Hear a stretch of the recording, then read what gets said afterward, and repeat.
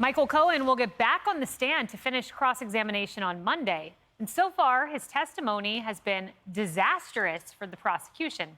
He's their star witness, remember that. Trump's attorney chipped away at Cohen's credibility during a blistering cross-examination. He accused Cohen of lying about a key phone call that links Trump to the Stormy Daniels payment. The defense's argument was so compelling. Watch this. Even the liberal media thinks the prosecution is in trouble.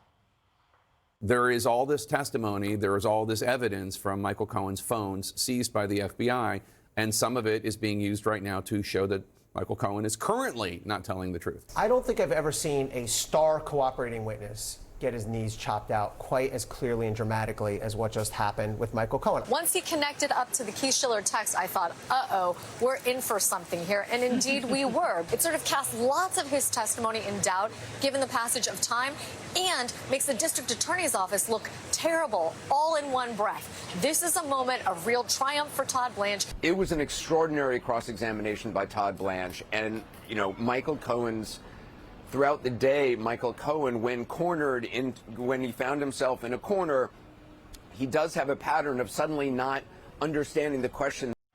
Lisa, they are positively crestfallen. Well, okay, I think in an effort to get Trump, Alvin Bragg might end up getting himself. The only person that has demonstrated that they've committed campaign finance violations is Michael Cohen, who pleaded guilty to 8 counts in 2018. And the entire basis of this case rests on a liar who lied even during the cross-examination as well. And Alvin Bragg, of course, went for a felony because a misdemeanor had reached its statute of limitations. And let's say he even did engage in some sort of campaign or had done this with the intent to influence the election. You have people like the former chairman of the FAC, Bradley Smith, that said basically any candidate could be guilty of that in what is deemed to influence an election. So this case has more holes than Swiss cheese. So I've always wanted to say that. It does, and that's an important point you make. And Joey, we have that. Let's pull this up. So this is Bradley A. Smith, who will likely be testifying Monday on behalf of the defense. Here's what he wrote in National Review, underscoring the point of Lisa. The candidate who thinks I need to brush my teeth, shower, put on a nice suit today in order to campaign effectively is surely not required to report as a campaign expenditure his purchases of toothpaste, soap, and clothing when he eats his Wheaties, breakfast of champions, and surely one cannot campaign on an empty stomach. His cereal and milk are not campaign expenses. When he drives to his office to start making phone calls to supporters, his gas is not a campaign expense. This is a former FEC commissioner. He'll testify Monday. Your thoughts? Yeah, I think it's odd to me that the judge is so reluctant to let him testify or wants to limit the scope at which. If Stormy Daniels can sit there and give her count of what she says happened, how is this not relevant? Because from my understanding, Trump paying Cohen was not illegal, and Cohen paying Stormy was not illegal. As a matter of fact, the only thing they're saying is illegal was the intent behind it, which is a he said right now.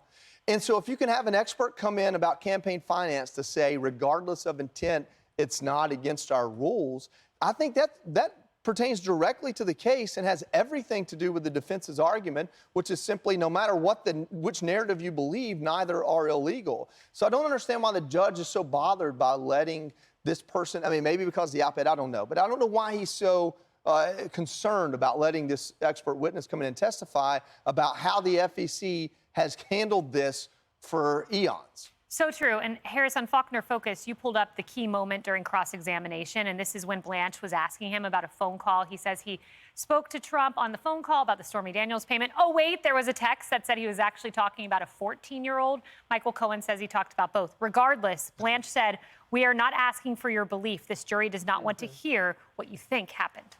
Yeah, they really don't want to hear it from Michael Cohen, because what he believes is like a continuation line that changes moment by moment. And you said it's a he said. No, it's a he said, he lied. One guy lies as he breathes. So what we saw in cross-examination, though, I thought was, appropriate in terms of putting pressure on that reputation of Michael Cohen and showing that he's a convicted liar and all of that. They need to do more of that. They need to press in more. And as attorneys have told me, experts who were both defense and prosecutorial, they've said, don't do anything else with this. Like that this is not time to try to defend or do anything at this point. It's time to really close in on their star witness even more than you already have. And so I'm looking forward to Monday to see, well, what are they going to do with the fish on the end of the line now? Because he's a shark. And you don't fight a shark with witnesses who may or may not, say what you need them to say or what you thought they would.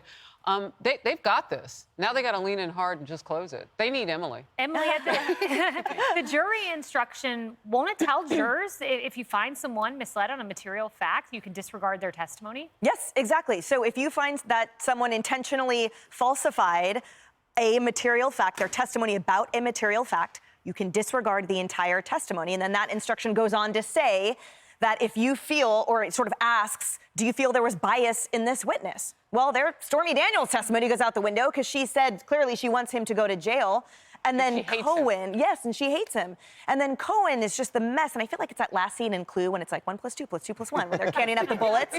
But to add to your point about the he said, and the he said, he lied, the other thing, too, is on top of that, that only matters if you had an intent to cover up a crime. And the whole point is there's no crime, right? So at every layer, this house of cards crumbles. And when you dig into the inveterate liar that is Cohen and the ease with which you can explode his entire testimony, then hopefully the jurors will respond to the instructions accordingly, which is this person is so biased, this person is so untruthful that, yes, I will disregard not just that sentence, but the entire testimony. And they should for Stormy Daniels as well.